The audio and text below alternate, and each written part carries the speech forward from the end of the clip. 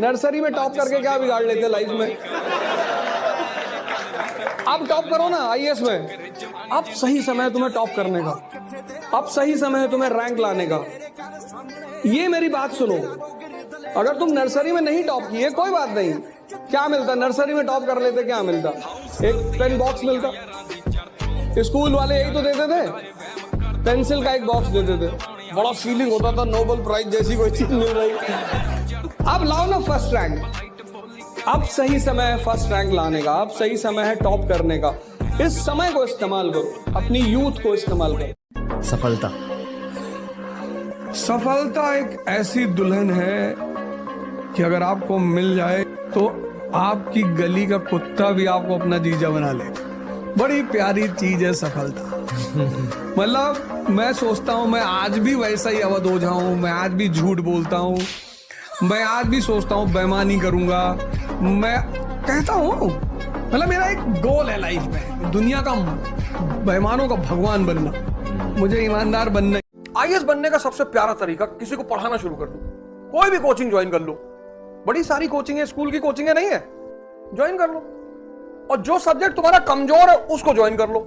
जैसे इकोनॉमी कमजोर है, इकोनॉमी पढ़ाना शुरू कर दो, तो बिना समझे समझा ही नहीं पाओगे।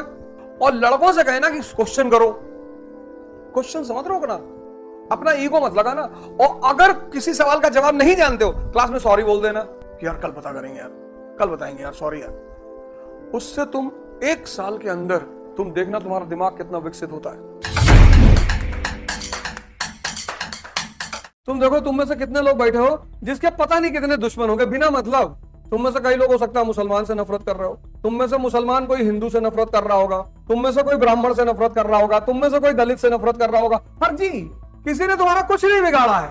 और अगर ऐसी नफरतें तुम्हारे अंदर है, आज से तैयारी छोड़ देना, नहीं कर पाओगे। लिख के दे दे, नहीं कर पाओगे। ले आओ 500 रुपए का स्टैम्प पेपर, पैसा हम दे रहे हैं, नहीं कर पाओगे। क्योंकि सफलता जो है ना वो एक सोच है, उस सोच के सिवा कुछ भी नहीं है। तुम बाहर वही हो जो तुम अंदर से हो, उसके सिवा तुम कुछ भी नहीं हो।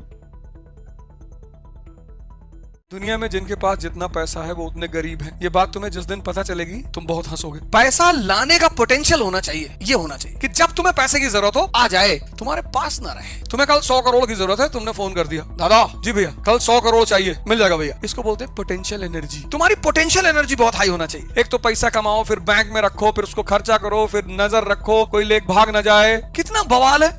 इसलिए पैसे वाले जितने लोग हैं उनको डायबिटीज जरूर होती है, क्योंकि उनको कभी शांति नहीं रहते। यहाँ से डायबिटीज मजदूरों को नहीं होती ही नहीं। गजब बीमारी है, तो रेशियल बीमारी है, रेशियलिटी करती है, ये बायस्ड है। आंदोलन करना पड़ेगा इसके खिलाफ कि भगवान ये कैसा अन्याय है। जिसके पास पैसा है वो भुना हुआ चना खा रहा है, जिसके पास नहीं है वो 3 किलो चावल 2.5 किलो मटन डाल के पूरा घुमा के खा रहा।